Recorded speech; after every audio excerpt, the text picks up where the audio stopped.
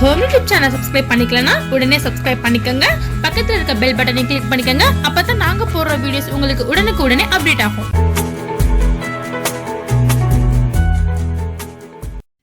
Hello friends, வணக்கம்.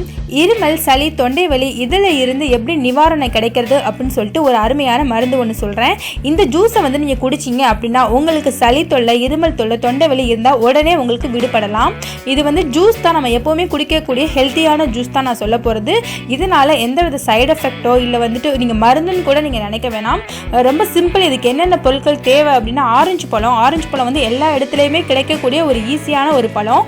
Orange பழத்தில் juice போட்டு வச்சுக்கோங்க. அதாவது ஆரஞ்சு பழத்தை பிழிஞ்சு நல்லா ஜூஸ் எடுத்து வச்சுக்கோங்க.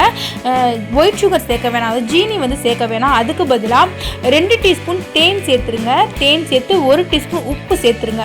அதாவது தேன் உப்பு, ஆரஞ்சு சாறில் தேனையும் உப்பையும் கலந்துருங்க. இதை நீங்கள் கலந்து நீங்கள் குடிச்சிங்க அப்படின்னா சளி, இருமல், தொண்டை வலி இதெல்லாம் உடனே இல்லாமல் போயிடும். நீங்கள் கரெக்டாக ஒரு நாளைக்கு ஒன்ஸ் குடிக்கலாம். அதாவது மதிய வேலையில் குடிங்க, 11 மணி போல் மதிய டயத்தில் குடிங்க. இதை நீங்கள் குடிச்சிங்க அப்படின்னா உங்களுக்கு உடம்புக்கும் ஆரஞ்சு ஜூஸ் ஹெல்த்தி தான்.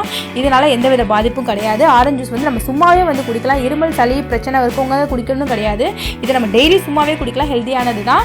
அதே சமயம் தேனும் உப்பும் சேர்ந்து நம்ம குடிக்கையில் என்ன ஆகும்னா வறட்டு இருமல், அந்த தொண்டையில் வலி ஏற்பட்டிருக்க வலி, சளி தொல்லை இதெல்லாம் இல்லாமல் போயிடும். சளியெல்லாம் ஃபுல்லாக வெளியாக்கிடும்.